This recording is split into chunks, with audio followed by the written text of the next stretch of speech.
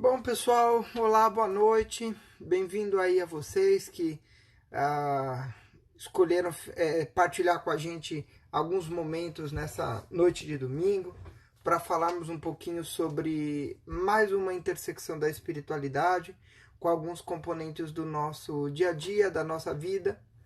E hoje é uma live para mim, é uma aula muito especial, um encontro muito especial, porque de alguma maneira mostra a confluência de duas formas, de dois conteúdos que de alguma maneira moldam a maior parte do meu interesse científico acadêmico, seja ela a oncologia clínica, que é a minha especialidade médica, e seja a espiritualidade enquanto foco de estudo no âmbito da teologia, né?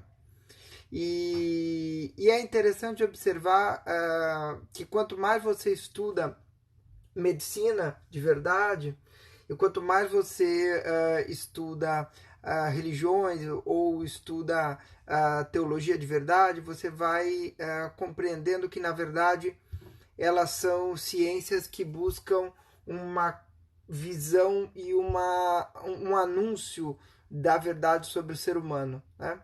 Então, de certa maneira, o que você vai percebendo é que há uma certa vocação para uma busca da verdade sobre o indivíduo e uma busca sobre caminhos que nos levem à nossa verdadeira missão nesse mundo que a gente vive e nesse dom que é a vida que a gente recebe, né? Então é um pouco sobre isso que a gente vai falar hoje.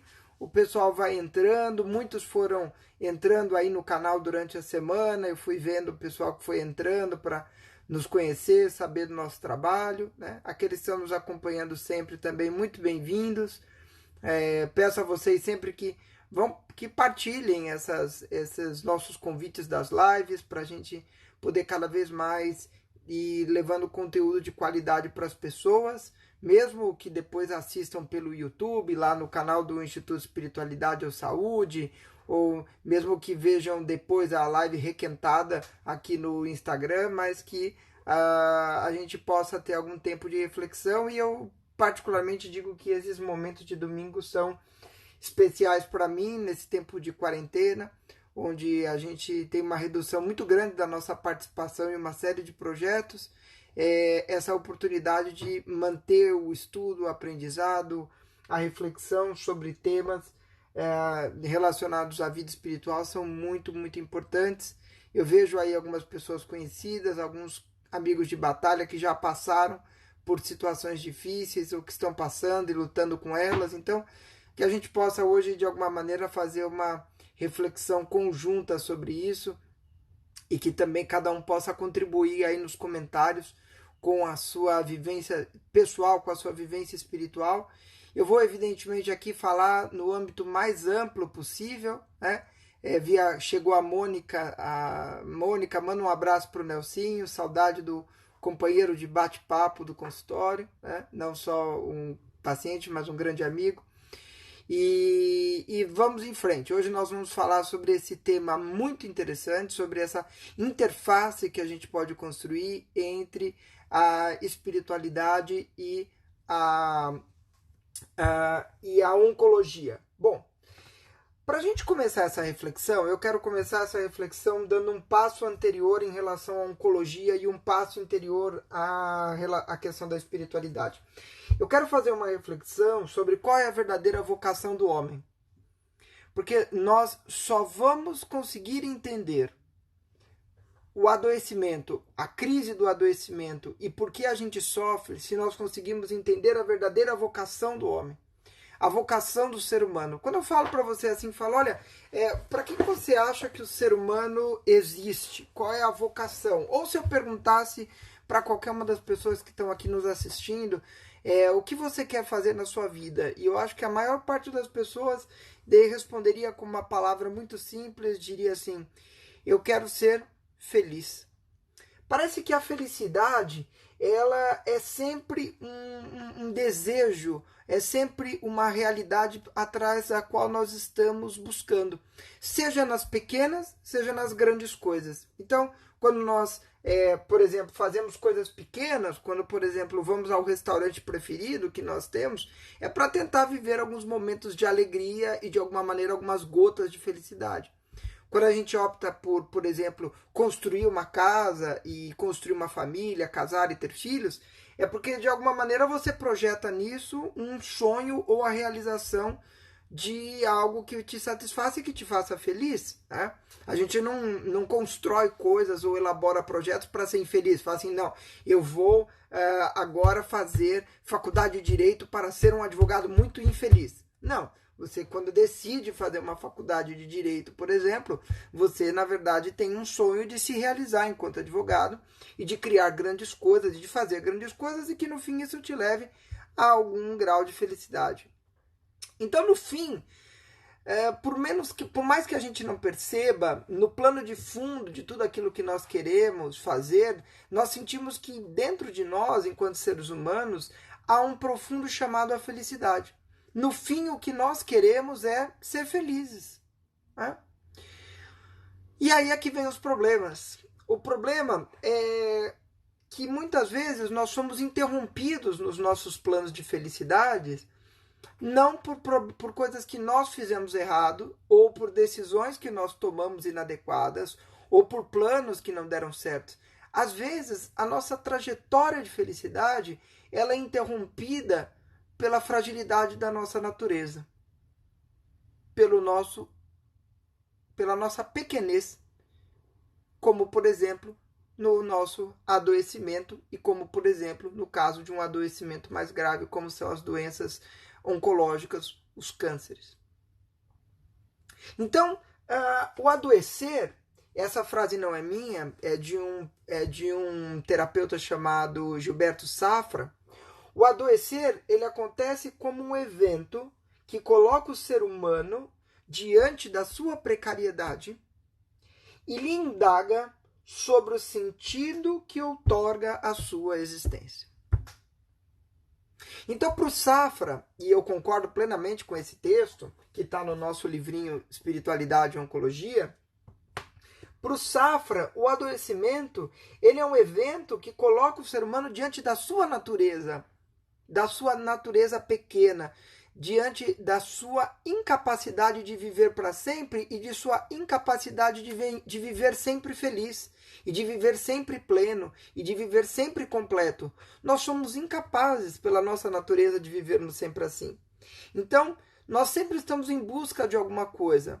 E quando adoecemos, nós nos fragilizamos e nós somos cobrados, de certa maneira, pelas nossas vontades interiores, a dar uma resposta ao sentido da nossa existência. Quantos e quantos amigos no consultório já não me falaram isso? Né? Eu tenho uma querida paciente que disse o seguinte uma vez para mim no consultório. Ela falou, doutor Felipe, você sabe o que é a minha doença? Aí eu disse para ela, olha, para cada pessoa a doença é uma coisa. O que é para você? E aí ela me disse o seguinte, essa doença é meu grande professor. E a partir dali, nós criamos uma série de diálogos onde ela começou a me explicar como o processo de adoecimento dela tinha transformado todos os relacionamentos dela. Os relacionamentos com os filhos, os relacionamentos com o esposo, o relacionamento consigo mesmo, o relacionamento com o tempo, o relacionamento com a profissão. Então, o adoecer, seja de câncer, seja de Alzheimer, seja de Parkinson, seja de esclerose lateral amiotrófica, seja de qualquer doença grave que seja, ele exigirá de nós uma resposta a quais são os pilares do sentido da nossa vida. E nós já vimos isso, quem vem assistindo nossas aulas aqui, batendo papo aqui com a gente, já sabe que os pilares da nossa existência são fundadas nas respostas que nós damos para o transcendente. Então são, portanto, findadas na espiritualidade. Então, às vezes a gente fala assim, nossa, a pessoa está passando por aquela situação com muita tranquilidade, porque de alguma maneira ela consegue dar uma resposta ao adoecimento a partir de um certo tesouro espiritual que ela mantém dentro de si. Né? Em outras palavras, o sofrimento convida o ser humano a reencontrar a sua morada humana, o lugar aonde residem os seus valores, o lugar aonde moram as coisas que verdadeiramente importam, né? Porque todo sofrimento, ele tem que ser permeado, ele tem que ser infiltrado por sentido e propósito, porque senão ele se torna agonia. Um sofrimento que se prolonga ao longo do tempo e não encontra sentido e propósito, e não encontra ecos na maneira como você estrutura a sua vida, ele vai se tornar agonia, desespero e vazio. Tem um autor que depois eu quero talvez refletir com vocês aqui em algum domingo, chamado Viktor Frankl. E o Viktor Frankl, ele escreve num livro Em Busca de Sentido, ele narra a experiência dele nos campos de concentração. O Viktor Frankl, ele era um psiquiatra vienense, judeu, que foi levado para os campos de extermínio, né? E lá ele presenciou a perda de muitos amigos e presenciou o absurdo da violência humana, do quanto nós somos capazes de sermos violentos e atrozes nos nossos comportamentos. Mas ele percebia que no barracão onde ele vivia, existiam pessoas que toleravam aquilo de uma forma descomunal. Ou seja, pessoas que, mesmo inchados pela desnutrição, mesmo feridos pelo frio, mesmo com dores, emagrecidos, vítimas da violência, eles eram capazes de perseverar numa luta pela sobrevivência. Enquanto outros, que às vezes eram mais saudáveis, às vezes eram mais fortes, às vezes estavam no campo há pouquíssimo tempo, saíam do lugar onde estavam, saíam do barracão e iam em direção às cercas e aos fios elétricos para se suicidarem. E o Frankl, nesse processo todo, ele começou a tentar identificar no comportamento de seus amigos o que é que diferenciava um grupo do outro. E ele percebia que aqueles que mais lutavam pela sobrevivência eram aqueles que verdadeiramente nutriam para si alguma esperança, ou aqueles que nutriam para si um sentido maior para aquele escândalo, ou de que eles estavam sendo testados por Deus, ou de que eles estavam sendo colocados à prova na sua fé, ou de que eles sobreviveriam àquilo para reencontrar as pessoas que amavam. Enfim, não importa a maneira como cada um compreendia aquele escândalo, mas que ela fosse capaz de manter para si algum grau de liberdade, não importa o que estivesse acontecendo com ela. E aqui eu queria deixar a primeira reflexão de hoje, quando nós falamos de tratamento de câncer e quando nós falamos de uma doença que lança sobre a nossa vida uma sombra, porque no fim é isso que o câncer faz. O câncer, ele, mesmo os pequenos, mesmo as doenças iniciais, a própria palavra e o diagnóstico lança sobre a vida dos pacientes uma sombra. Lança sobre a vida dos pacientes um sofrimento de que uma série de coisas que ele planejou podem não acontecer.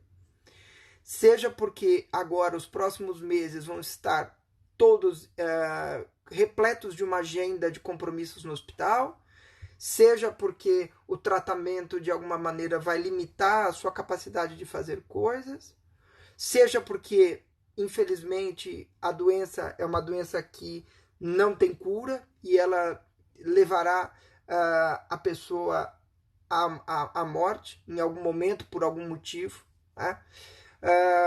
Então, essa é uma doença que ela lança uma sombra sobre a vida das pessoas. Ela lança um temor. E eu digo mais, mesmo depois de vencida, mesmo depois de feitos os tratamentos todos, e mesmo depois de que você começou a etapa de acompanhamento, que teoricamente dura 5 anos, passados esses 5 anos, algumas pessoas ainda mantêm a mesma sombra, mantêm o mesmo medo, mantém o mesmo pavor diante da perspectiva da perda das coisas, da desconexão com as coisas a qual ela preza, sua família, seus valores, sua vida. Pois eu vou chegar então à primeira reflexão da espiritualidade nesse campo, né? Acho que essa é uma das primeiras vezes que eu estou falando em público sobre a espiritualidade e a oncologia, não para profissionais de saúde, mas para pessoas que tiveram ou têm ou passaram por isso, ou pessoas que cuidam de pessoas por isso. Acho que essa é a primeira vez que eu vou falar sobre isso dessa forma. Então, acho que talvez ao longo do tempo eu elabore isso melhor, mas vamos ver o que saiu aqui nas minhas reflexões. Em primeiro ponto, eu acho que a espiritualidade ela é um espaço de liberdade. Eu acho que na interioridade eu não posso ser roubado ou furtado dos tesouros que guardei. A espiritualidade ela é um espaço de liberdade. Então, dentro da minha vida espiritual, as condições adversas pelas quais eu estou passando, o emagrecimento, a anemia, a perda do cabelo, o afastamento da minha família, essas coisas, elas podem, é claro que elas influenciam a nossa afetividade, a nossa psique, a nossa ansiedade, a nossa depressão, mas dentro da vida espiritual, eu me permito um espaço de liberdade onde eu posso construir um certo solo sagrado, onde eu me bloqueio dessas coisas. Não me bloquear no sentido de que elas não me afetam, mas no sentido de que eu tenho liberdade para lidar com elas. Eu não me deixo ser levado pelas circunstâncias. O Viktor Frankl sempre dizia isso, que o que importa não são as circunstâncias, mas, de fato, como você consegue lidar com o sentido e propósito das coisas. Então, quando você não consegue mudar as coisas, mude você. Essa era a essência do pensamento do Viktor Frankl, né? A capacidade que a espiritualidade tem de ser um motor de transformações internas que, no fim, nos caminham para uma certa liberdade. Tá? Porque, no fim, eu queria dizer isso para vocês com um profundo senso de responsabilidade, porque essas palavras ecoam em mim também. No fundo, nós temos que passar a vida peneirando o que realmente importa, e peneirando os valores, e peneirando aquilo que nós vamos guardar como fortunas e tesouros no nosso coração. Porque tudo que eu tenho, tudo que você tem, tudo que você cultivou, você irá perder. E eu também. As pessoas que você ama, você irá perder. A casa que você construiu, você irá perder. Tudo que você tem, você irá perder. Em algum momento, por alguma razão. Em algum momento, a transitoriedade da vida nos atingirá. Só que essa transitoriedade da vida, ela não nos satisfaz. Ela nos chama a procurarmos por uma felicidade que não se esgota. Porque essa é a nossa vocação. Vivermos para uma felicidade que não se esgota. Uma felicidade que o sofrimento, a dor, o câncer não podem nos impedir de atingir.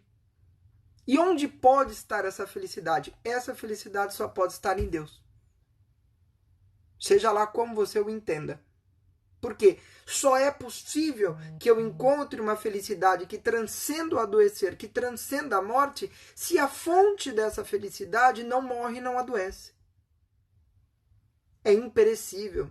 E o que é imperecível senão Deus?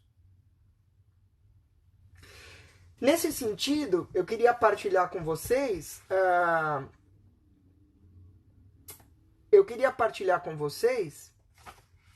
um texto do livro de Mateus, do chamado Evangelho de Mateus, no seu capítulo 6, versículo de 19 a 21. Está escrito assim, eu acho que isso vale como filosofia geral, não só para cristãos, não necessariamente. Não ajunteis para vós tesouros na terra, onde a traça, o caruncho os corroem, e onde os ladrões arrombam e roubam. Mas ajuntai para vós tesouros no céu, onde nem a traça, nem o caruncho corrói, e onde os ladrões não arrombam nem roubam. Pois, onde está o teu tesouro, ali está também o teu coração. Onde está o teu tesouro, ali está também o teu coração. Então, a minha vida é o meu grande tesouro. Mas a minha vida, ela não é minha. Ela é um dom, ela é um empréstimo e ela é transitória. E o que eu faço com ela, no fim, é o que importa. Seja ela grande, seja ela pequena. Porque ao usar minha vida para gerar coisas boas, ao usar minha vida para ir em direção a esse Deus, ao usar a minha vida para gerar esperança, amor, fé, caridade, eu vou guardando no depósito do meu coração valores que não são corrompíveis pela morte, pelo tempo e pela doença. E são esses valores que ficam. Se você não acredita em vida após a morte, esses valores vão ficar para as pessoas que você conheceu. Se você acredita em vida após a morte, seja na ressurreição ou na reencarnação, esses valores irão compor aquilo que sobrevive de você depois da morte. E numa visão espírita, vão compondo o seu aprendizado ao longo das encarnações. E numa visão cristã, católica, protestante, isso irá compor a plenitude do seu ser na ressurreição. Então, o que eu quero dizer com isso é que esses são os verdadeiros tesouros da vida. É a intensidade com a qual nós vivemos o dom da vida. E o dom da vida em si é a experiência do amor. Um amor que, através da ligação com Deus, se espalha e se reflete nas pessoas. Eu queria ler com vocês agora um texto que é uma oração, é um texto de origem islâmica, chamado O Essencial é Amor. Diz o seguinte: no dia da ressurreição, quando as orações forem apresentadas, elas serão postas na balança, assim como os jejuns e as obras de caridade. Mas quando o amor e a certeza forem apresentados, não poderão ser contidos pela balança. Portanto, o essencial é o amor. Então, às vezes eu estou cuidando de algum paciente triste, porque de alguma maneira os seus dias estão terminando e ele percebe isso. Tá? Nunca minta para as pessoas em relação ao tempo que elas acreditam que elas tenham. A minha aprendizagem ao longo desse tempo, cuidando de amigos que estavam às vésperas de se despedirem, que quase todos, ou talvez a vasta maioria, sabiam que estavam se despedindo desse mundo. E às vezes, uma vez eu me lembro de um colega que me falou algo que me tocou muito. Ele falou: doutor, falta tão pouco tempo, o que dá tempo de eu fazer? Eu falei: olha, ainda dá tempo para você amar bastante. Porque o que importa no amor é a intensidade, não o tempo. Então, isso vale para diversas situações difíceis que a gente vive na vida. Né? Como, por exemplo, às vezes uma mãe que perde um filho. Como lidar com essa dor? Né? Como lidar com a dor de um amor que deveria ter durado por décadas e que às vezes durou alguns meses, ou às vezes alguns dias, ou às vezes alguns minutos. Né? Isso só é possível se a gente entende a intensidade do amor e do quanto ele é capaz de se expandir para além do tempo. Né? Bem, é nesse sentido que eu acho que a espiritualidade ela se coloca como sendo, de alguma forma, uma fonte de força e de esperança. Então, acho que, em primeiro lugar, a espiritualidade é um espaço de liberdade interna. Ou seja, não importa a gravidade da doença que eu estou enfrentando, existe dentro de mim um espaço todo meu e de Deus, aonde eu posso lidar com essas circunstâncias através das minhas forças interiores. Segundo, a espiritualidade é uma fonte de força e de esperança. Ela é uma fonte de força porque dela nasce, às vezes, uma energia para passar por um tratamento, uma energia para se dispor a ser violentado por terapias como químio, rádio e cirurgia, com alegria, com suavidade, com tranquilidade, com vigor. Edith Stein tem uma visão sobre a alegria e o vigor, dizendo que, segundo ela, são contagiantes, que a alegria tem a capacidade de contagiar. Né? Então, de que quanto mais alegre eu sou, mais eu vou contagiando as pessoas ao redor e, de alguma maneira, eu vou sendo gerador de luz ao meu redor. E é interessante observar que, às vezes, você recebe no consultório pessoas que tinham tudo para não irradiar alegria, mas o estão fazendo. E aí você fala, meu Deus, aonde está essa energia vital? Essa energia vital, ela está dentro da espiritualidade, como uma fogueira que vai irradiando alegria e vigor. Aquece a quem passa e aquece a quem está ao redor. Então, às vezes eu falo isso para alguns pacientes, né? Porque é muito comum as pessoas trazerem à tona a seguinte preocupação: doutor, por que o câncer aconteceu comigo? Né? E é claro que a única resposta que eu tenho é a resposta da ciência. Né? A resposta da ciência qual é? O câncer é um acaso celular de mutação genética. Então, em algum momento, houve um erro, uma mutação genética no DNA. E essa mutação, que é própria da fragilidade da nossa natureza, deu origem às células tumorais que hoje estão causando a doença que você está enfrentando. Quer dizer, essa é a explicação que eu tenho para oferecer. É a explicação que está nos manuais, é a explicação que eu aprendi na faculdade de medicina. Mas não é isso que as pessoas estão perguntando, na verdade. Na verdade, elas querem saber por que aquilo está acontecendo dentro da biografia delas. Por que aquilo está acontecendo dentro da história delas? E essa resposta eu não tenho. Essa resposta é um caminho de autodescoberta. É um caminho aonde o que importa, na verdade, é o diálogo entre o indivíduo e o divino. Entre o divino e o transcendente. Pode ser que seja para que você seja um sinal de reconstrução da sua família. Pode ser que seja um sinal de reconstrução dos laços de amor entre seus filhos. Pode ser que seja para que você desperte para outros valores para os quais você não estava desperto. Eu não sei. E eu tenho certeza que Deus, na sua infinita sabedoria, faz com que permite que essas coisas aconteçam para cada um dentro da sua realidade, e não só isso, dá a graça para cada um poder interpretar isso dentro da sua vida e tirar do sofrimento boas lições ou coisas boas. Deus não quer o sofrimento, porque é impossível que Deus queira o sofrimento, porque Deus é amor. Mas Deus quer tirar do sofrimento algo bom, quer tirar do sofrimento algo maior. Mas isso nem sempre é fácil, isso nem sempre é indolor, isso nem sempre é automático.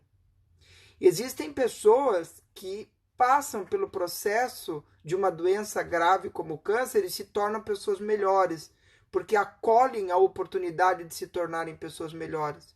E aquelas que infelizmente não conseguem se curar ou não conseguem um bom tratamento, que morrem, algumas morrem melhores também. Mas isso são oportunidades. Isso não é automático.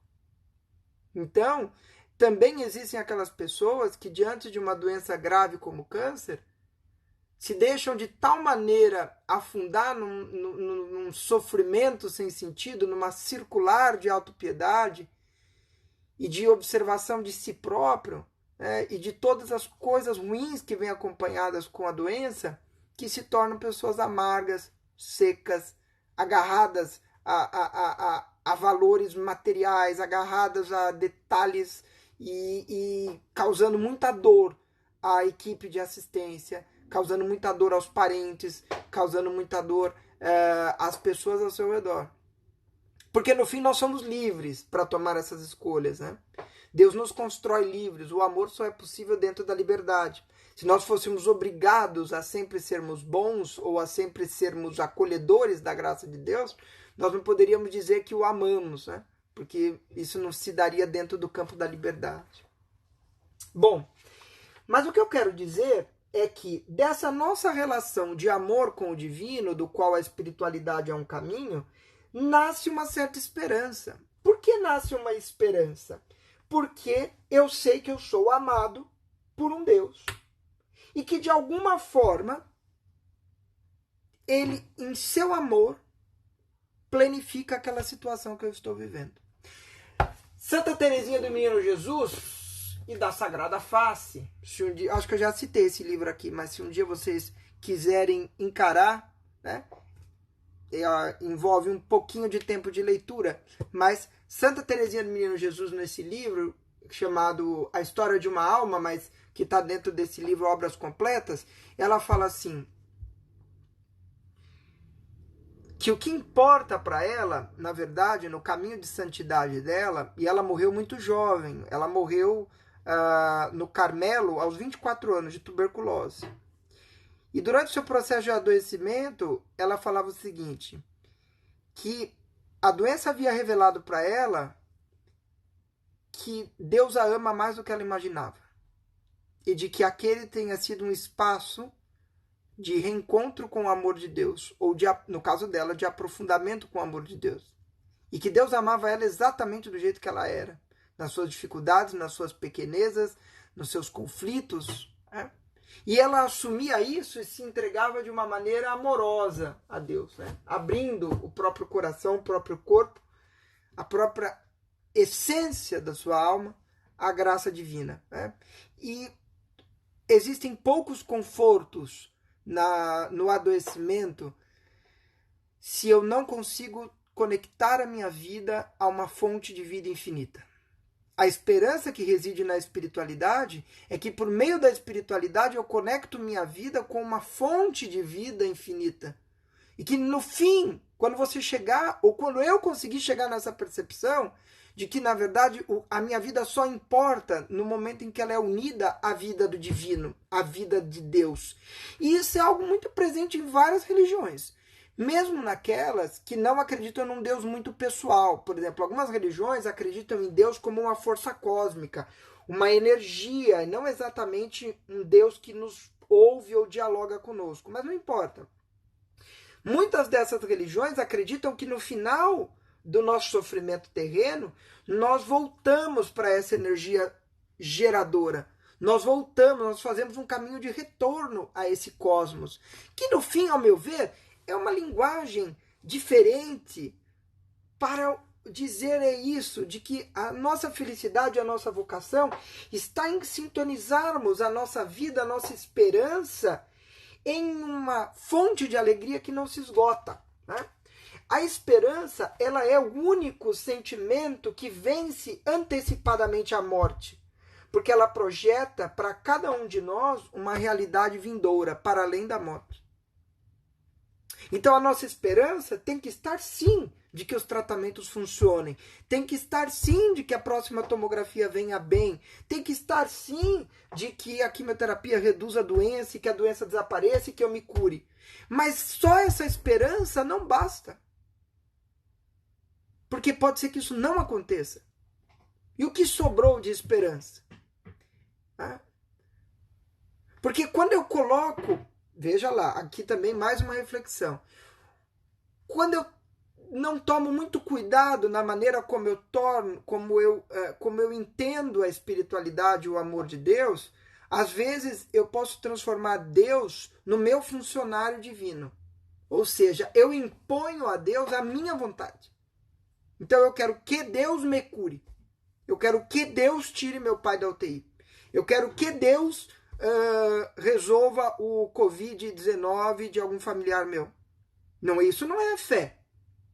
Isso é qualquer coisa, menos fé.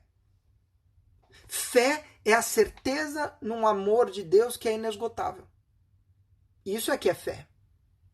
De que independente do que está acontecendo, independente da minha dor, do meu sofrimento, eu tenho um amor divino transcendente que está ao meu redor e que quer o meu bem. E eu continuo acreditando nisso até a morte, se for necessário. E eu continuo agradecendo e louvando a esse Deus. Não importa o que esteja acontecendo comigo. Isso é fé.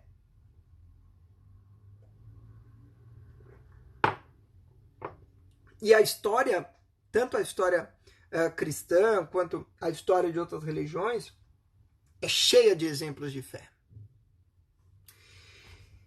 Muito bem. A esperança, ela é uma necessidade humana, né? Enquanto a gente vive nessa terra e sente a nossa perfeição. A nossa esperança um dia terminará, porque um dia ela se realizará. E qual é a realização da esperança? A realização da esperança é o encontro do amor. É o encontro do amor eterno de Deus. É o encontro dessa fonte de vida que a gente estava falando. Então veja, Se o sentido da minha vida é ser feliz, e se a felicidade plena só é possível em Deus, toda a minha vida tem que ser uma caminhada para Deus. E nessa caminhada, eu tenho que ir passando por um processo de purificação, onde eu vou me desapegando das coisas que não me conduzem a Deus. E eu tenho que ir me desapegando. Então eu vou me desapegando de uma série de coisas num processo de desapego e, aqui é doído, em algum momento eu terei que me desapegar da minha própria vida. Porque será impossível me reunir definitivamente a Deus se eu não morrer. Eu comparo a morte como um parto. Então, quando nós estávamos lá dentro da barriga da nossa mãe, né, nós não imaginávamos nada do que estava acontecendo aqui fora. E a gente achava que aquilo que a gente estava vivendo lá dentro era a coisa mais maravilhosa do mundo, né? Nós estávamos apertados entre a bexiga, o intestino, o diafragma e o umbigo. Estávamos cheios de água para tudo que é lado. A mãe chacoalhando a barriga para cima e para baixo, né? Tremendo para tudo que era lado, né? Brigando com o pai, a gente ouvindo as brigas, né? Usando as roupas apertadas. Nós estávamos vendo tudo isso, né? A gente achava maravilhoso aquilo lá. Aí um dia romperam aquela nossa realidade, tiraram a gente de lá de dentro, encheram a nossa bunda de tapa, colocaram a gente para gritar. Veio um cara de máscara num espaço gelado, branco. A gente falou, meu Deus do céu, onde é que eu vim parar? Tá lá dentro, tá muito bom, me põe de volta, fure, me põe de volta. E aí a gente acha que esse mundo é a coisa mais maravilhosa do mundo, né? Principalmente os homens, depois começam a jogar videogame, acham que esse mundo é a coisa mais maravilhosa do mundo, né? As mulheres conhecem os shopping centers, falam, eita, esse negócio aqui é maravilhoso. Desculpem as piadinhas. Mas no fim a gente pega um apego por esse mundo, a gente pega um gosto por essas realidades que nos trazem felicidade, que nos trazem prazer. Mas a morte e a doença nos lembram, como uma ferida que não fecha, que a nossa felicidade plena não pode estar nas realidades daqui. A nossa esperança não pode estar nas realidades daqui. Vou dizer mais uma coisa dura, vale para mim. A nossa esperança não pode estar no nosso médico. O nosso médico pode ser um veículo da graça, mas ele não pode responder aos grandes dilemas da nossa vida. Os nossos médicos não podem nos dar a felicidade eterna. Eles podem nos ajudar a passar por momentos difíceis, seja com bons ou maus resultados, porque a nossa ciência também é limitada. Mas eles podem, de alguma maneira, ser instrumentos que Deus quer usar. Isso sim. Seja lá qual compreensão você tenha de Deus.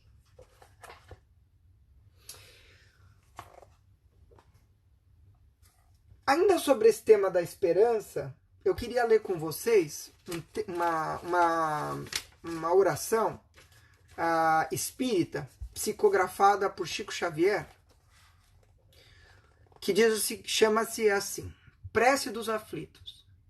Senhor Deus, Pai dos que choram, dos tristes, dos oprimidos, fortaleza dos vencidos, consolo de toda dor. Embora a miséria amarga dos prantos de nosso erro, deste mundo de desterro, nós clamamos por vosso amor. Nas aflições do caminho, na noite mais tormentosa, vossa fonte generosa é o bem que não secará. Sois em tudo a luz eterna, da alegria e da bonança, nossa porta de esperança que nunca se fechará. Quando tudo nos despreza no mundo da iniquidade, quando vem a tempestade sobre as flores da ilusão, ó Pai, sois a luz divina, o cântico da certeza, vencendo toda a aspereza, vencendo toda a aflição. No dia de nossa morte, no abandono ou no tormento, trazei-nos o esquecimento da sombra, da dor, do mal, que nos últimos instantes sintamos a luz da vida, renovada e redimida, na paz ditosa e imortal. Essa oração está nesse livrinho chamado As Orações da Humanidade, das Tradições Religiosas do Mundo Inteiro, da editora Vozes. Então, quem quiser, tem coisas muito preciosas aqui, tá? É um livro muito legal. Vamos para... O tempo já está indo para as cucuias. Vamos para um terceiro ponto de reflexão, que a espiritualidade verdadeira, ela manifesta-se nos gestos de amor. A espiritualidade, ela tem existem três necessidades espirituais básicas. A primeira é sentido e propósito. Eu preciso dar significado e propósito para a minha vida. A segunda delas é amor. É necessário que o caminho de espiritualidade me leve à virtude da experiência do amor. O amor em todas as suas manifestações. Seja o amor eros, que é o amor afetivo, seja o amor filia, que é o amor entre os amigos, o amor da própria família, entre filhos e pais, ou seja, o amor ágape, o amor descompromissado, o amor entrega absoluta, o amor que cede a própria vida em prol do outro. Né? E as grandes pessoas espiritualizadas, elas vão naturalmente, nesse processo de desapego, como a vida toda delas vai caminhando para Deus, caminhando para o transcendente, para o divino, e elas vão se desapegando das coisas que o bloqueiam nesse processo, elas vão vivendo mais e mais e mais a experiência do amor. É um exemplo de Santa Irmã Dulce dos pobres, por exemplo, né? Pega aquela freirinha minúscula, seca, pequena, né? Aquela mulher, ela vai se engrandecendo enquanto ela vai caminhando, porque da vida dela vai brotando o amor, vai brotando o amor, vai brotando o amor, vai brotando o amor, vai brotando o amor. E agora aqui também é importante, vai brotando um amor que não é só um amor espiritual, é um amor também concreto. A gente também não pode viver uma espiritualidade excessivamente platônica, né? A nossa espiritualidade, ela tem que ser uma espiritualidade que ela age sobre os outros em dimensões bem concretas, que às vezes pode ser dar de comer a quem tem fome, dar de beber a quem tem sede, vestir quem está nu, visitar quem está doente, mesmo que você esteja doente. Eu me recordo de um paciente que, contrariando todas as recomendações da comissão de infecção hospitalar, saía do quarto e ia visitar outro paciente internado. E aí eu perguntava, mas pare de fazer isso, homem. Tá indo lá levar a bactéria pro outro. Ele falava, mas ele tá tão mais doente que eu preciso ir lá dar uma força. Então, a gente tem que perceber que o caminho de... E você vai percebendo também que você pode ajudar as outras pessoas a partir da sua experiência de adoecimento. Então, se você hoje está enfrentando ou conhece alguém que está passando por um câncer, tire o foco da sua vida da doença. Faça com que a doença seja parte da sua vida, mas uma parte menor. Se apegue e se abrace a valores maiores da sua vida, como, por exemplo, o amor, o bem do próximo, a vida de oração. Coisas que vão crescendo como um bolo e que daqui a pouco são tão grandes que você já nem vê mais a doença. Não importa o que esteja acontecendo, se ela esteja respondendo ou não, se ela voltou ou não. No fim, e para a gente encerrar, a espiritualidade, ela tem uma última necessidade que parece presente em boa parte das religiões, que é uma necessidade de perdão. É muito comum, na realidade dos hospitais, nós vermos pessoas que vão se despedir ou que estão doentes, não necessariamente em situações graves, mas que apresentam uma profunda necessidade de perdão, uma profunda necessidade de reconstrução dos laços de amor que ficaram para trás. Seja perdão de si próprio, seja perdão dos outros, perdoar e ser perdoado, seja perdoar ou ser perdoado por Deus, pelo divino, pelo transcendente. Então, essa é, para mim, é uma terceira mensagem que fica.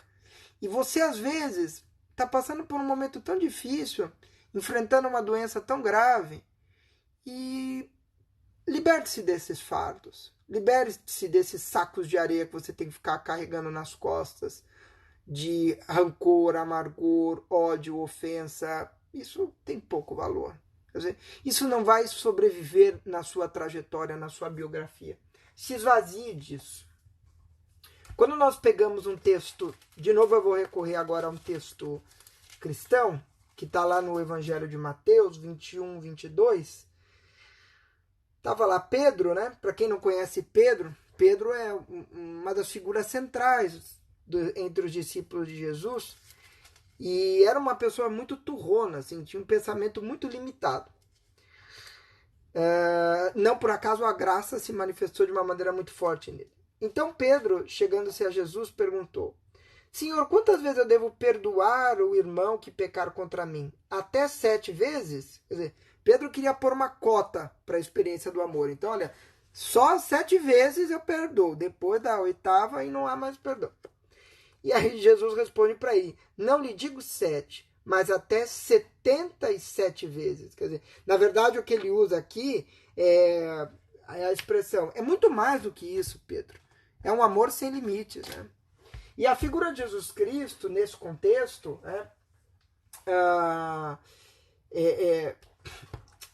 a figura de Jesus Cristo nesse contexto é uma figura de perdão e misericórdia. Porque pregado na cruz e às vésperas da morte, a única coisa que ele consegue fazer é se voltar para as pessoas que estão fazendo aquilo e perdoá-los, né? Então essa experiência do perdão é muito forte na espiritualidade cristã. Né? Essa é para mim o grande valor, um dos grandes valores que o cristianismo tem a contribuir com o mundo. Tá? Não importa se você é cristão ou não. Reside no cristianismo e reside em outras religiões, mas eu quero dizer, essa questão do perdão, da misericórdia, é, ao meu ver, uma das grandes contribuições que o cristianismo tem a dar para o mundo, e particularmente nos momentos que nós estamos vivendo, onde nós somos muito apressados em julgar as pessoas pelas suas posições políticas, pelas suas posições religiosas, enfim, a gente apressadamente quer julgar e tacar pedra em alguém, né? A gente quer achar alguém pior que a gente para condenar, né? E não necessariamente nós queremos nos tornar pessoas melhores, né? E a expectativa do perdão e da misericórdia pode nos ajudar a vivermos isso de uma maneira mais plena, né? Olha, é isso que eu tinha a refletir com vocês. Eu acho que no fim não ficou uma reflexão exatamente só sobre o câncer, mas eu acho que o câncer eu acabei usando como um exemplo da nossa fragilidade. Você pode usar outros exemplos, né? Eu falei da oncologia, do tratamento de pessoas e amigos com câncer, porque é a minha experiência, o meu background pessoal das experiências que eu tive, né? E é a partir disso que eu consegui refletir e criar essas ideias de que, né, só para a gente deixar uma mensagem para que vocês possam ecoá-la ao longo das semanas, né? Que a espiritualidade ela é um espaço de liberdade, a espiritualidade é uma fonte de esperança, a espiritualidade ela é verdadeiramente manifesta em gestos de amor, e a espiritualidade, por fim, tem que nos abrir a perspectiva do perdão, porque só é possível nos encontrarmos com a fonte divina e eterna da felicidade e da transcendência se nós estivermos desapegados de tudo aquilo que nos prende à materialidade e aos sofrimentos deste mundo. Era isso que eu queria dizer para vocês, tá? Eu queria convidar vocês agora a fazermos um exercício bem simples. Eu queria convidar você a fechar os seus olhos por 1 minuto, não vai ser nada longo, e eu queria convidar você a, com os seus olhos fechados, ecoar na sua cabeça, na sua forma de ver Deus, na sua forma de ver o sagrado, ecoar na sua mente uma oração de intercessão, de pedido, de carinho pelas pessoas que estão passando por essa doença nesse momento e que precisam de um acolhimento. Então, convido você a fazer esse exercício comigo.